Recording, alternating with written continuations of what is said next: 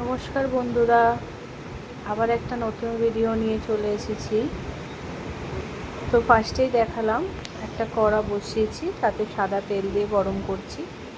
আর এখানে চিংড়ি মাছটা নুন হলুদ দিয়ে মাখিয়ে নিয়েছি। এবারে চিংড়ি মাছটা নুন হলুদ দিয়ে মাখানোর পরেও কড়াতে দিয়ে দিয়েছি ভাজার জন্য। চিংড়ি মাছ থেকে প্রচণ্ড পরিমাণে জল বার হয়। হ্যাঁ, তো আপনারা দেখতেই পাচ্ছেন জল বেরিয়ে কীরকম অবস্থা। তারপরে চিংড়ি মাছটা ভেজে নিয়ে আবার কড়াতে সাদা তেল দিয়েছি আর দুটো কাঁচা লঙ্কা দিয়েছি। এবারে কিছু পেঁয়াজ কুচি করে রেখেছিলাম।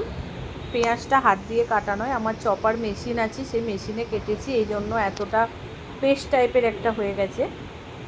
তো পেঁয়াজটা একটু হালকা হালকা ভাজা ভাজা করে নেব। একটু হালকা বাদামি রঙের হয়ে গেছে। এবারে এর মধ্যে দিয়ে দিচ্ছি আদা রসুনের পেস্ট। আদা রসুন পেস্টটাকে দিয়ে ভালো করে একটুখানি নাড়াচাড়া করে একটুখানি ভেজে নেব, যাতে কাঁচা গন্ধটা যে আদা রসুনের সেটা চলে যায়।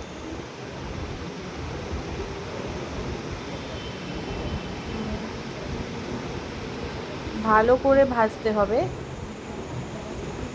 তারপরে এখানেও টমেটো কুচি করে রেখেছি, এটাও চপারেই চপ করা। টমেটো কুচিটা দিয়ে দিলাম, ভালো করে মিক্স করে নেব টমেটোটা দিয়ে। এবারে আমরা মশলাগুলো অ্যাড করব।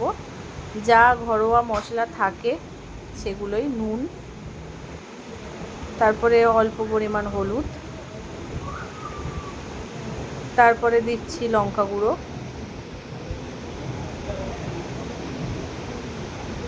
তারপরে দিচ্ছি ধনে গুঁড়ো। এগুলো আপনাদের পরিমাণ মতো দেবে। এখানে দিচ্ছি কাশ্মীরি লাল লঙ্কার গুঁড়ো, তারপরে দিচ্ছি জিরে গুঁড়ো। এবারে মশলাটাকে ভালো করে মিক্স করব। ভালো করে মিক্স করতে হবে। আর এটা আমি একদম কষা কষা বানাবো, একদম গ্রেভি টাইপের, মানে ঝোল ঝোল টাইপের নয়।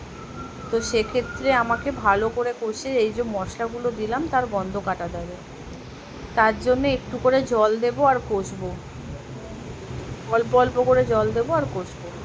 ভালো করে যখন কষে চারদিক থেকে তেল ছেড়ে দেবে মশলাটা থেকে, তারপরে আমরা যে চিংড়ি মাছটা ভেজে রেখেছিলাম সেটা দিয়ে দেব। দেখতে পাচ্ছ, এই চিংড়ি মাছ ভাজাটা দিয়ে দিলাম। আর আমি খুব কড়া ফ্রাই করিনি চিংড়ি মাছ, কারণ আমার একদম কড়া পছন্দ নয় ভাজা।